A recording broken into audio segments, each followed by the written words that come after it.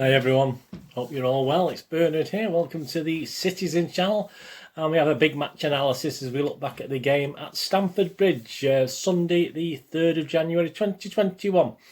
Chelsea 4:30 p.m. kickoff. I'm doing this on the following morning on Monday the 4th of January. So we'll have a quick match analysis, some match stats, and of course Simon Bukowski's Manchester Evening News ratings and my thoughts as well on the players as we look a bit more in depth on the players today and a bit less perhaps on the match that we've all watched. Of course, we'll still have our quirky stats and conclusions and some any fallout. Obviously, there's been a little bit of fallout for Chelsea, obviously, this morning. We'll have a look at some of the headlines that have been going around after the match last night. Please, if you're new to this channel, you do like it, please tell your friends about, your City supporting friends about this. I'm trying to build up the subscribers. I've zoomed through 500 over Christmas time, so I'm hoping to get to 600 within the next 2 or 3 months. So if you can give me any help towards that, I mean, much appreciated. Push that subscribe button, and if you're interested, push that notification bell as well, just so you know when these vlogs are coming out. I do City history, as you know, lots of things. If you're new to the channel, please have a look at my playlist, and if you do look at the playlist, you'll see stuff on film and TV as well. I have a little film and TV channel where I do movie and drama reviews and information vlogs on what's out to buy on DVD, stuff like that. So all those sort of things on there, so please check that out as well if that's of any interest, or you know someone who might be interested in that as well. And my links are also there for Facebook and Twitter, so you follow or friend. I will do check every 2 or 3 days and follow and friend everyone back, so you can post loads of stuff on football and funny things, try and be humorous on there, stuff like that on Twitter and Facebook. So please do that. Right, let's have a look. Here we go. All right, thumbs ups, please. Views are nice. Just get a few thumbs ups. I mean, I've been managing to get about 14 or 15 recently on some of these city vlogs. That's pretty good. So please, if we can start getting up to 20, please don't forget. If you like it, just give us a thumbs up. All it takes is a split second, and it's nice. It's nice to get comments as well if you can comment, but and it's nice to get views. But it's just nice to get a thumbs up that you actually like what I'm trying to do anyway. Right, City, 3 changes to the Newcastle game, which, considering the COVID situation, I'm still not really clear on certain who's got it. There was a couple of players missing last night, and we're thinking they've been dropped or they've got COVID. We're not too sure, are we? But obviously we're not allowed clarification at the moment, so I don't know what's going on there. 3 changes to the Newcastle game. Stefan in goal. Someone actually put on Twitter that he'd injured himself in the warm-up. Thanks, mate. I mean, really, my heart was good. Having said that, I wouldn't really make a lot of difference between Carson and Stefan, to be honest with you. But I did hear someone actually posted that on Twitter. I mean, why these people do these things, I don't know. It's very, very sad. Stefan Cancelo. Again, I thought he had COVID. I thought Cancelo wasn't playing. I had Aki as right back. He's didn't even appear in the squad, did he, last night? But anyway, Cancelo, Diaz, Stones, Zinchenko, Rodri, Gundogan, Kevin as captain, Foden, Bernardo and Sterling. I was quite happy with that team. That's not a bad little team, is it? Subs Carson, Aguero. A bit surprised Aguero didn't get a start, but he's certainly managing him very carefully, isn't he? Mendy, after all his troubles as well. Fernandinho, Mahrez, Delap, Harwood-Bellis, and Mbetti. I've never heard of the guy. I'm sorry, Mbetti, I've never heard of you. I believe he's a centre-half, but hey, there you go. But when you've already got Harwood-Bellis there, and Fernandinho can play centre-half, I don't know, but it's nice. It's nice. I mean, there's no way he's going to play, was he? It was just, I suppose, it's nice for him to get the experience. I got 8 right with my allowing for the fact I did it 3 or 4 games before the game, and obviously this COVID thing all cropped up. I mean, I had Stefan in goal, so I was right there. Aki, Diaz, Stones, Mendy in brackets, Zinchenko, so sort of right with that one. Gundogan, Rodri, KDB, Bernardo, Aguero, Sterling and Mahrez. So I got 8 right. That wasn't too bad, was it? A couple of comments on social media before the game. Someone was asking obviously who Mbetti was, or Mbetti. Someone said it was time for Foden to step up. As I say, I've been covering Pep's views on Foden, haven't we? And saying probably we know now the reason why Pep doesn't play him as often. And I think we can keep having a go at Pep as much as we want, but Foden isn't quite doing fully what he wants yet. But I mean, games like last night won't do any harm for Foden. As I said, he's not going to get the experience, Pep, unless you're playing him. So there you go. And I'm sure he'll be turning out at Old Trafford as well in the week. That'll be good. Someone said, good luck to Stefan, he'll need it. Yeah, I was a bit apprehensive about Stefan. Fortunately, he was well protected last night, wasn't he? Obviously well protected, and obviously Chelsea were a bit lacklustre up front. I know they had a sort of smaller guys up front, quicker guys, but obviously we're a lot better in defence these days, aren't we? Yeah, the officials last night, referee Anthony Taylor, I'll give you his score later. Assistants Gary Bezic, Adam Nunn, fourth official was Peter Banks. VAR was Mike Dean. Don't think we had to use him at all, did we, last night? He may have checked that penalty appeal, but not much. Assistant VAR, Darren Cann. Yeah, so the match summation and stats, first 45 minutes, yeah, sluggish start by City, first 10 or 15 minutes, wasn't it? But it appeared it's going to be a long half, didn't it? But after about 15 minutes, City went up the gears. We'll talk about the back pass in a bit when we look at the ratings of Mr. Stefan. We'll talk about picking up the back pass. We'll have this is just like the key goal elements, etc., and subs and stuff like that. 18 minutes, yeah, it's 1-0, wasn't it? Fantastic. Zinchenko was looking really confident down that left. He was hogging that left touchline. Looked really good the first half. Again, we'll talk about him later. A great touch on by Foden, and an equally impressive turn, wasn't it, by Gundogan to actually score the goal. Fantastic goal. I think I had Gundogan as every time goal scorer, so I was quite happy with that. I've not even looked yet to make sure I did, but I'm sure I did. Anyway, never mind. That was 18 minutes, 1-0. 20 minutes, 2-0. No messing about. Foden again, nicely onto Zinchenko. Back to Foden. A bit of a lucky bounce, if you like, but it fell for KDB, who again found Foden. I mean, that's a striker's. That's a sniffer. That's an Alan Clark instinct, that way. You sniff the goal out fantastically. But sort of goal I used to score, when I used to score goals, I used to sort of hang around and pick up those little 6-yard ones, sort of thing. I'm bigging myself up here, aren't I? But yeah, when I was a young lad, they're the sort of goals I used to get. I used to play in goal and score goals. That wasn't bad going, was it? Chelsea struggling to get back in it, weren't they? After that 2-0, it was fairly straightforward. 34 minutes. The KDB defensive end. What a header that was. I mean, he just put his head on it and put it right through. Sterling was through. I mean, how many of us knew he wasn't going to score that? I mean, he faffed about and he faffed about. He took it round. He tried to beat everyone. He hit the post. But fortunately, Kevin had sort of got into, by the time this had all happened, I mean, he hadn't exactly sprinted, Kevin, had he? He sort of ambled up and found it. Great control. He obviously hit the post. He controlled it well and put it straight back in. So a great striker's finish by Kevin, even though some of his finishing last night was a bit dodgy again, wasn't it? Let's be honest about it. So really, half time. I did write at half time. I do go on to my computer and write up at half. Obviously, if I'm there, I can't do it. But obviously, with this current situation, I did write 3-0 game over ? Question mark. I mean, that's only because I'm never really confident. But I did then say just keep Chelsea away from Stefan and we'll be fine. So it sort of worked, didn't it, for most of the second half.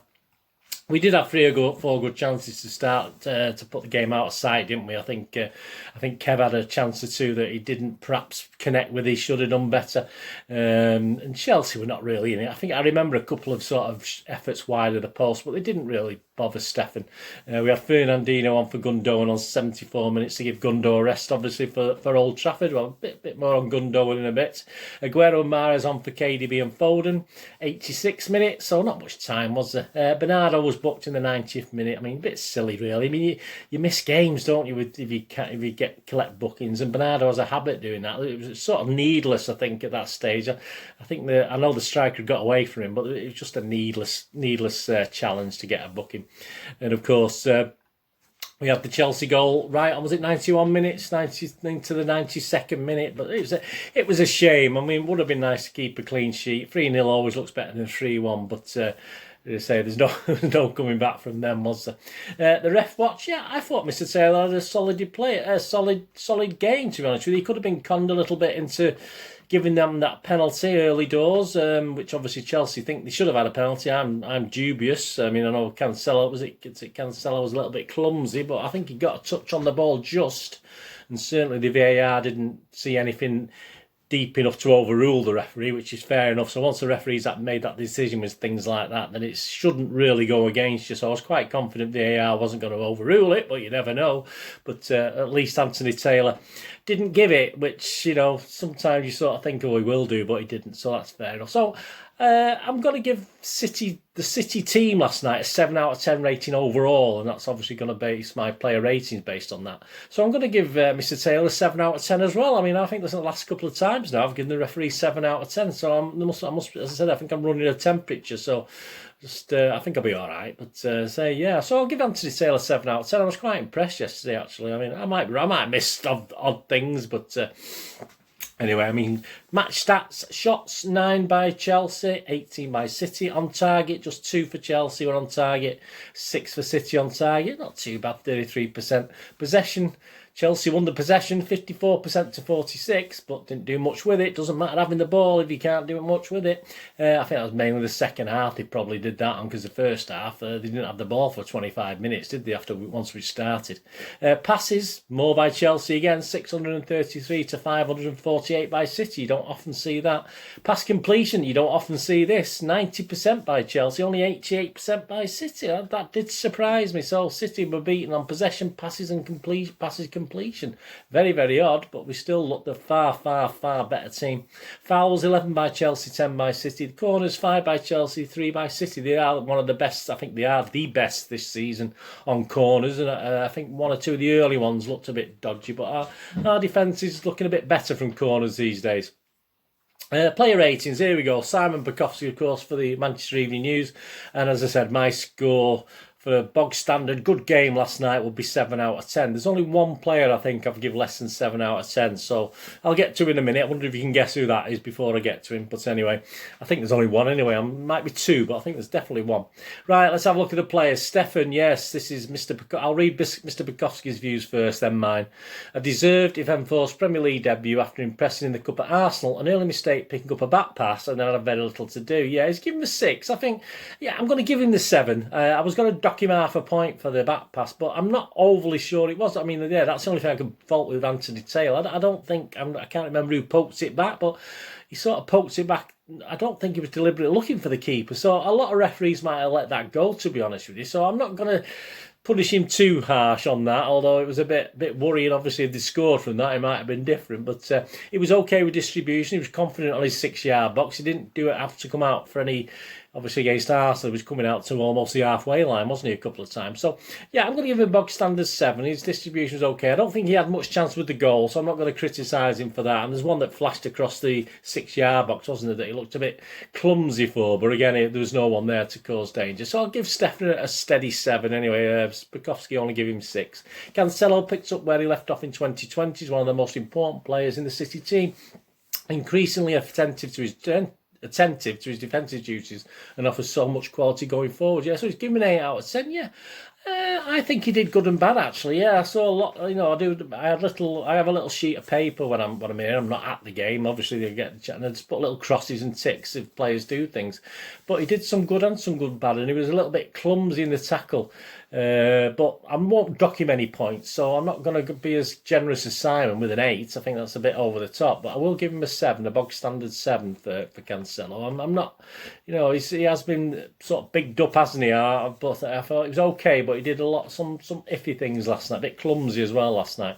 Stones copes admirably up against a tricky Timo Werner. His reading of the game shining through with his confidence and immovable part of the team at the moment. He's given him a 7. Yeah, I'm going to give him a 7.5. I thought it was safe. We looked comfortable coming out with the ball, and I did say on Twitter last night he'll always look pretty good with company by his side. And let's face it, we have sort of a newish company, haven't we, Mr. Diaz? So yeah, he looks a lot safer with Diaz next to him as well. So I don't think there's any coincidence there. So I'm going to give him 7.5 last night. But him and Diaz were excellent last night. Diaz threw everything into earning what was so nearly another clean sheet, putting his body on the line to get the ball away from the box. A clean sheet, well earned. Yeah, so he's only given Diaz 7, which obviously he gives Stones 7, which is fair enough. But I'll match Stones' 7.5. Not as subtle as Stones, obviously, but looks strong and determined. I mean, he's not worried about hitting row Z, is he, as we know? But nothing wrong with that. I'm not sure whether Pep's overly impressed, but he seems to be happy with it. And you know, he's perhaps not as subtle as coming out as company was, but hey, we've got our got our new Vincent, haven't we? We love Vincent, we always will, and hopefully we'll be back at some stage in one way or another, but it's lovely to have Diaz. Zinchenko, first Premier League start since July, some excellent contribution to the attack alongside Foden on the left. A performance that will have impressed plenty in addition to Guardiola with the January transfer market open. He's given me 7. Yeah, I've given him a 7, but I think he's just scraped to 7. He had an excellent, well, very good anyway, first half. As I said, he was hogging that touchline very, very well, but a couple of times he lost the ball in reasonably dangerous positions in the second half. So he sort of undid his good work in the first half a little bit. But I will give him the standard 7 there. So, and same as Simon. So, yeah, Zinchenko. Rodri in danger of becoming the new Gundogan, whereby the good and fussy work he does is overshadowed by clumsy moments that remind everyone of the quality of the other players in his position. It's a bit harsh. You still give him a 7, Rodri. Yeah, I give Rodri a 6.5. He's my only guy who got less than 7. I thought it was messy and awkward at times. Very slow. Should have buried a header on 53 minutes. It was obviously one of my Rodri's rocket headers, but it was straight at the keeper. An okay save, but it was a perfect height for the keeper to save it. So I think he could have done better with that. I think he had time. He wasn't rushed with his header, so that was a bit disappointing. So I'm only going to give him 6.5. So he on basis of that, he was my worst player, Rodri, last night. I don't know if you agree, let me know. Gundogan in danger of shedding the long-standing divisive opinion of him amongst the City fan base, of course. I'll have a comment of him in a minute. After a third goal in 4 starts, tapped in astounding performances where he bossed the midfield. He's given him a 9, Simon. Yeah, I'll give him one of my top scores, 8. There's only 2 players got 8 last night. Another excellent show in a quiet second half, but then again, all the team sort of took it easy. Yeah, I mean, there's a lot of people bleating. I know I told you Gundogan was good, but I mean... We all want him to be good. We all know he's got the potential to be good. But obviously he's finally showing it. I mean, how long has he been with us? I mean, at the end of the day, he's putting in some great performances. I think he played very, very well last night. But, all these people bleating on about, I told you he was good. Well, we've had to wait a little while, haven't we, to start seeing some consistency. And let's hope it continues, eh? But, yeah, he did have a good game and... well, I'll talk about him in a moment again.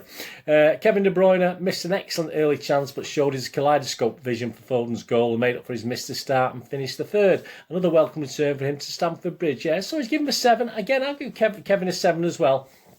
Despite the goal, as I said, I think he had 2 or 3 good half chances that he perhaps should have tested the keeper a bit more, and he didn't. Obviously, but he is the only one pulling the strings, isn't he? A bit, all right, Foden joined him a little bit last night, didn't he? But, yeah, I almost give him a 7.5, but I think his lack of, apart from scoring the goal, which is, I mean, it's usually worth half a point to a point, but I'm only going to give him 7 because I think for that he could have had 2 or 3 goals last night. So, but 7's all right, isn't it? 7's doable. Bernardo, the least notable part of the City attack as he rotated around the forward position. Some tidy link-ups with his compatriot Cancelo, but a performance that opened the door for Mahrez to come in. That was interesting. I thought he played really well. I've only given him 7. Simon's given him 7, but I thought he always looked comfortable on the ball. I can't remember him ever giving the ball away to anyone, apart from that silly booking he got at the end. It's like a good standard water-carrying performance with a little, if you have a player who can bring it out of defence and move around midfield and not lose it, I think there's a lot to be said for that. And he usually finds a City player with a pass as well. So, yeah, I've given him a 7 and Simon's given him a 7, but would you have him or Mahrez in at the moment? I think Simon would have Mahrez in, and I'm not too sure. Foden reportedly unhappy not to start the last Manchester derby. What's that got to do with anything? It would be madness to keep him out of Wednesday's semi-final after this display, bring with pace, quality and strength. He probably won't keep him out of this, as well as a goal and an assist. I don't think he will be kept out. I'm sure he'll play on Wednesday. You to give him an 8? Yes, I give him an 8. So my joint highest score. Superb first half, like a lot of the players. Worried Chelsea and though made some iffy decisions and had a header over perhaps he could have done a little bit better with. I mean, I think he was, I don't know what he was doing with that header. He seemed to have time to do it and he just sort of about 10 yards over the bar. I don't know what happened with that. Should have done better with that, but his good work warrants an 8, definite 8 last night. Sterling, the third goal, highlighted his continuing struggles in front of goal, but he recovered well enough even if he couldn't score himself, and his pressing from the front was Jesus-esque. Yeah, it probably was. Gabriel, not Christ.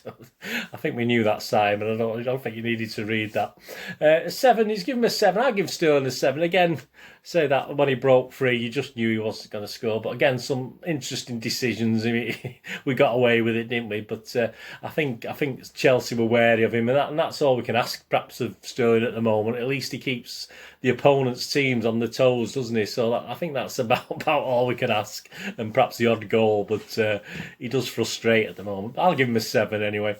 Fernandinho for Gundona, yeah, he was only on for 15 minutes, wasn't he? His most important job, according to Simon Bukowski, was resting up Gundogan for the United semi next week. Probably was. So he's given him a 6, but I mean, I've got to give him 7. I can't. He fitted in okay, as I've been playing all games, so I'll give him the bog standard 7. And yes, my City's man of the match. City's man of the match.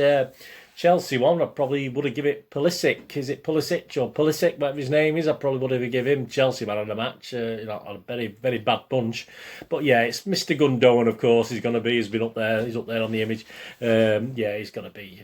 Scored a goal and got involved in everything. And as I said, it's nice to see. This is what most City fans want to see. I mean, and say most City fans get on a high horse about it, but everyone wanted him to do well. But at last, we're seeing what Pep saw in him and why he brought him injured to the club, basically. So that's good to see. Quirky stats, yeah, we've got Ilkay Gundogan scored 3 goals in the last 4 Premier League appearances, one more than he scored in 31 games in the competition for Manchester City last season. Kevin De Bruyne has now scored, this is up to Joe, Kevin De Bruyne has now scored 4 goals against Chelsea in the Premier League, the most former player has netted against the Blues in the competition. The Blues being Chelsea, I assume. Phil Foden is the second youngest player to score an assist in a Premier League game against Chelsea after Jermaine Defoe in September 2002. 19 years, 356 days, Jermaine Defoe was. Stat City, Rodri is making his 50th appearance in the Premier League, or made his 50th appearance. Well done, Rodri. Manchester City's Zach Steffen will be the 8th American goalkeeper to start a Premier League game, and the first since Brad Guzan in May 2017. Zach Steffen is the 250th player to make an appearance for Manchester City in the Premier League. Manchester City have scored 3 goals away at Chelsea for just the 11th time in the club's history, 3rd time in the last 11 years. Phil Foden has now scored 21 goals for City in all competitions, the same amount Kelechi Iheanacho and Alexander Kolarov netted for the club. There you go. Some of the headlines. The Guardian. City took Chelsea to the cleaners with an exhilarating performance. They certainly did.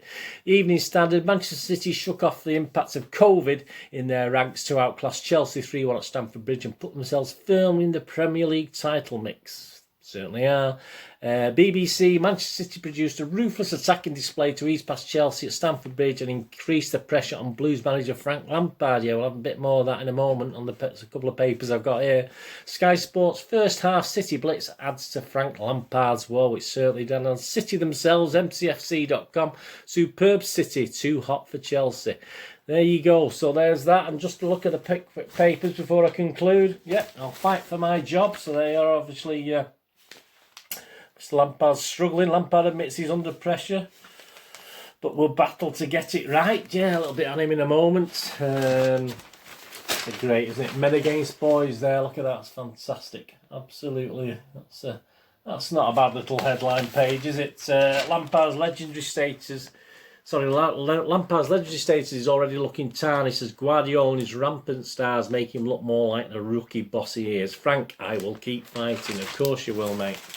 Daily Express, yeah, it's an interesting back page. Don't pick on Mendy, so let's forget about the great game we played last night. Pep's defence after latest lockdown breaches. Players aren't only the ones breaking the rules. Yeah, but perhaps you have to set more of an example. Pep bridges the City gap. Lampard feels the heat after De Bruyne lifts depleted side. So some more headlines. When there's not too many games on, so at least City get a bit share of the headlines in these papers, and perhaps more than they do.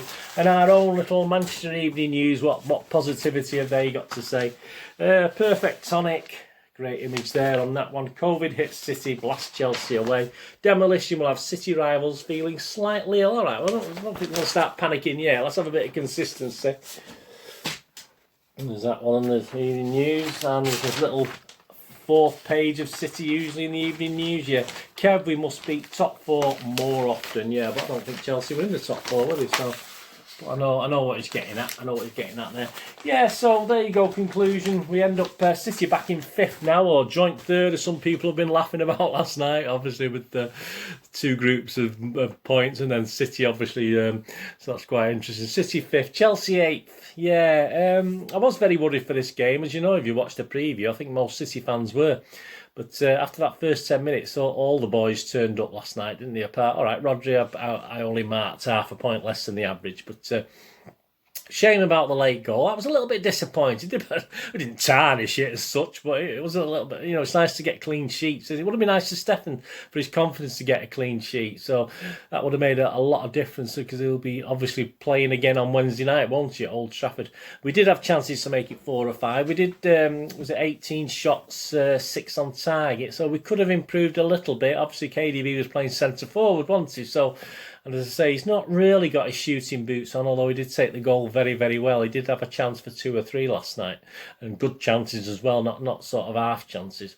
Interesting that Mr. Tyler gets a lot of stick when he commentates. He's an absolute prat, and let's be honest about it. And he sort of was intimating that City had a nice rest. The fact that we've had COVID and players wouldn't have been training properly. I mean, all right, they had a nice rest, but you still got to keep up the tempo for training and match play, etc. But what do we expect? Anything else from Mr. Tyler and perhaps Mr. Neville, who gets some stick? I did comment about Gary Neville. It's interesting, isn't it, when United look as though they're actually coming okay or reaching some sort of level. It's funny how he sort of all of a sudden starts slagging other teams off. He was quite kind to City, etc. when United were pretty crap, because he had to be. But now he thinks United are improving. I think he's started going into attack mode again. But hey, there you go. I'm certainly more confident for the Old Trafford derby after watching that last night. I mean, one swallow doesn't make a summer and all that sort of thing. But hey, it was nice to see, wasn't it, how we sort of dominated from the 15th minute, and then the second half, how we sort of more or less put it to bed, I say, apart from that late lapse, unfortunately. And if we got no injuries, I think most of that team that started last night will play at Old Trafford. So I think we're all quite happy with that last night, and we're all quite happy with Pep's side, and how we again in very exceptional circumstances as well. Don't forget, I think we did really well, and we can't underestimate that. Chelsea, well, yeah, Mr. Lampard, as you can see from those papers, he's struggling, isn't he? I mean, he didn't exactly set the world alight before he went back to Chelsea. Was he at Derby County, was he? And it was a chance, and Abramovich isn't exactly one of those guys who sticks with guys long, but it was a safe bet, wasn't he? We knew the fans would enjoy him coming, but they knew the Chelsea fans would enjoy this City legend joining them. So, yeah, I mean, it's they get riled up. They don't have much of a sense of humour, Cockneys, do they? I mean, I've found that anyway over the years. I'm an old guy now. I've spoken, worked with, and chatted, and had business with a lot of Cockney guys, and obviously their sense of humour isn't quite the northern sense of humour, isn't it? I don't think. But anyway, there you go. Yeah, so I mean, they did beat City on possession. They beat City on pass accuracy. I mean, so they beat City on passes, but they didn't really look like getting anything, did they? I think it was an interesting forward line, wasn't it? I mean, Giroud has been playing really, really well, and I think Lampard wanted that pace, but apart from that first 10 minutes, it didn't really work, did it? And he didn't seem to change tactically either. That's the thing, which is a bit worrying. But, if you're 3-0 down, perhaps he gave up. But, you can get a goal back at 3-1 with 30 minutes left. You never know, do you? They thought they deserved a penalty. I'm a bit like that with it. If Taylor had given it, VAR wouldn't have overruled it, and Taylor didn't give it, and VAR didn't give it. So I think that's fair enough. I think it just goes with the referee in that case, and all credit to Mr. Taylor for not giving it. Yeah, I think Chelsea can go another run. I think they got enough play. I mean, as I said, now obviously he got away with it last year because he had a lot of youngsters, didn't he? And they played really well. They played their hearts out. But now he sticks some of these big money players in. They're not quite doing it now, are they? Which I knew would happen. I think most people have thought would happen. Actually, it's not rocket science, is it? It's, so I'm not saying he's bought. He's bought okay. They're okay. So and they are capable of going on a 3, 4, 5 game run, which will make things look a whole lot brighter. But again, as I said, you don't know with Abramovich. He's not very patient, is he? I certainly won't count them out of finishing top 6. I certainly can't see him challenging for the title based on what we saw last night. Top 4, Possibly, but even that, with United and Liverpool and City sort of looking shoo-ins, and Leicester having another mini revival, although they probably bottle it like they usually do. But yeah, I mean, top 6 should be okay, should be doable for them.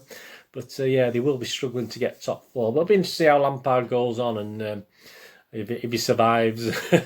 He's got through Christmas, hasn't he? So that's not too bad. But let's see what happens. But to say that we don't have any real thought for whether Lampard's going to be there come next season, that's for sure. Anyway, thanks for joining. Let me know in the comments what you think of the game. As I said, onwards now. I'll have of course, the preview of the United Carabao Cup semi. I'll be putting that out on Tuesday, so please tune in for that. A little bit of the history, Carabao Cup history or League Cup history between City and United will be included in that, so keep your eyes out for that. If you've not pushed that bell notification, please do so.